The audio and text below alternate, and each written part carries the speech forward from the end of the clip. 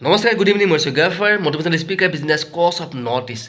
Louis, very important, precious and valuable video. Hack পৰ্যন্ত ভিডিওটো চাবা, লাইক কমেণ্ট কৰাৰ লগতে আগলৈ কিন্তু শ্বেয়াৰ কৰি দিবা।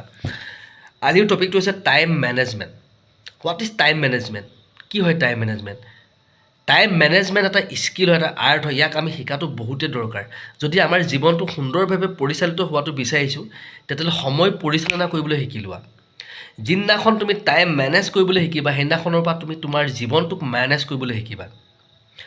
তো সময় বহুত নিষ্ঠুৰ। যদি সময়ক আমি সঠিক ৰূপে ব্যৱহাৰ নকৰোঁ, তেতিয়াহ'লে সময় আমাক ডাষ্টবিনত পেলাই দিব। যদি সঠিক ৰূপে আমি এপ্লাই কৰোঁ, ইউটিলাইজ কৰোঁ, কামত লগাওঁ, তেতিয়াহ'লে ই হ'ব আমাৰ কাৰণে ইনভেষ্ট অফ টাইম। আৰু যদি প্ৰপাৰলি যদি আমি ইউটিলাইজ নকৰোঁ, নষ্ট কৰোঁ, তেতিয়াহ'লে ই হ'ব আমাৰ কাৰণে ৱেষ্ট অফ টাইম। তো समय रहते हुए खुद को बदल सकते हो तो बदल लो। अगर समय आपको बदलेगा तो बहुत तकलीफ होगी। এটা কথাটো হৈছে আমাৰ দিনটোত কৰিবলগীয়া বহুত কাম থাকে, কিন্তু সেই কামখিনি কৰোঁতে কেতিয়াবা আমাৰ বহুত বেমেজালি সৃষ্টি হয়। আমি ফ্ৰাষ্ট্ৰেশ্যনত গুচি যাওঁ, দুশ্চিন্তাত ভুগোঁ, আমি হেডেক লৈ লওঁ, আমাৰ মূৰ কামোৰণি হয়। তো আমি কামখিনি কেতিয়াবা কি হয়, গোটেই কামখিনি দিনটোত আমি কৰিবই নোৱাৰোঁ। বহুত কাম আমাৰ বাদ পৰি যায়। কেতিয়াবা কিছুমান কাম আমি পিছুৱাই দিওঁ, আমি পাছদিনা কৰিমকৈ থাকি যায়। তো এটা সময়ত সেই কামটো আমাৰ কি হয়, থাকি যায় পিছ পৰি, পচপন হৈ যায়, আৰু এটা সময়ত কামটো কৰিবলৈ এৰি দিওঁ, আমি তাত হাতেই নিদিওঁ। এইটো কিহৰ কাৰণে হয়? এইটো এইকাৰণে হয় যিহেতু আমাৰ টাইম মেনেজমেণ্ট স্কিল নথকাৰ কাৰণে। এটা কথাটো হৈছে দিনটোৰ ভিতৰত যিখিনি আমাৰ কাম আছে, সেই কামখিনি যাতে আমাৰ সঠিক ৰূপে হয়, সুন্দৰভাৱে হয়, কামত যাতে বেমেজালি সৃষ্টি নহয়, শৃংখলাবদ্ধভাৱে হয়, আৰু প্ৰত্যেক দিনাই প্ৰত্যেকটো কাম হৈ যায়, সুন্দৰভাৱে হৈ যায়, প্ৰত্যেকটো কামৰ যাতে ফলাফল ভাল হয়, তাৰ কাৰণে কিছুমান টেকনিক আমি ইউজ কৰিব লাগে। তো ইয়াৰে প্ৰথম টেকনিকটো হৈছে ডিপ ৱৰ্ক টেকনিক বা ওৱান থিং টেকনিক। আপোনাৰ দিনটোৰ ভিতৰত যিমানেই কাম নাথাকক কিয়, আপুনি এটা সময়ত প্ৰথমে এটা কামেই বাছি লওক, আৰু সেই কামটোৰ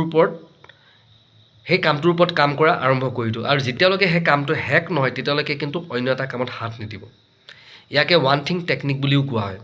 তাৰমানে সেই কামটো ডিপলি লাগি যাওক, আৰু যেতিয়া ডিপলি লাগিব, প্ৰপাৰলি লাগিব, তেতিয়া তাত আপোনাৰ ফ'কাছ বনি থাকিব, আৰু সেই কামটো চাব, ফলাফল খুব সুন্দৰ হ'ব, ভাল হ'ব।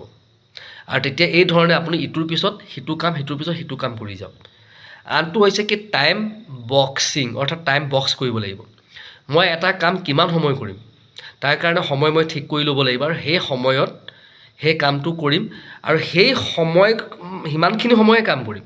যদি সেই কামটোৰ কাৰণে মই 1.5 ঘণ্টা সময় ঠিক কৰিছোঁ, তেতিয়া 1.5 ঘণ্টা সময়ে কৰিম মই। 1.5 ঘণ্টা সময় হৈ গ'ল, তেতিয়াহ'লে সেই কামটো আৰু মই নকৰোঁ, তাতে মই ষ্টপ দি দিম, মই বেলেগ এটা কাম ধৰিম। ঠিক আছে? তো প্ৰত্যেকটো কামৰ কাৰণে এটা সময় ঠিক কৰি ল'ব, আৰু যিমান সময় ঠিক কৰিছোঁ সিমান সময়ে মই কৰিম। এইটো নহয় যে কামটো মোক কাম কৰি ভাল লাগিছে, তো 2 ঘণ্টা সময় ঠিক কৰিছিলোঁ, কিন্তু কামটো মই 5 ঘণ্টা ধৰি কৰিছোঁ, তেনেকৈ নহয়। নেক্সট হৈছে বায়'লজিকেলি প্ৰাইম টাইম, অৰ্থাৎ কোনটো সময়ত মই শাৰীৰিকভাৱে মই বেছি এনাৰ্জেটিক থাকোঁ, কোনখিনি সময়ত মই বেছি এনাৰ্জি ফিল কৰোঁ।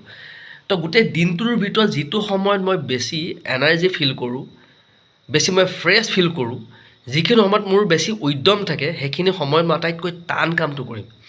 মোৰ কৰিবলগীয়া যিখন লিষ্ট মই বনাই লৈছোঁ গোটেই কামখিনিৰ, তাৰ ভিতৰত আটাইতকৈ কঠিন যিটো কাম, যিটো জটিল কাম, কমপ্লেক্স কাম হয়, কমপ্লিকেটেড কাম হয়, সেই কঠিন কামটো মই তেতিয়া কৰিম। আৰু সেই সময়টো মোৰ আগবেলাও হ'ব পাৰে, পাছবেলাও হ'ব পাৰে, গধূলিও হ'ব পাৰে, ৰাতিও হ'ব পাৰে। কেতিয়াবা কিছুমানে টান কামটো আগবেলা সময়ত কৰে, আৰু কিছুমানে ভাবে যে নহয়, মই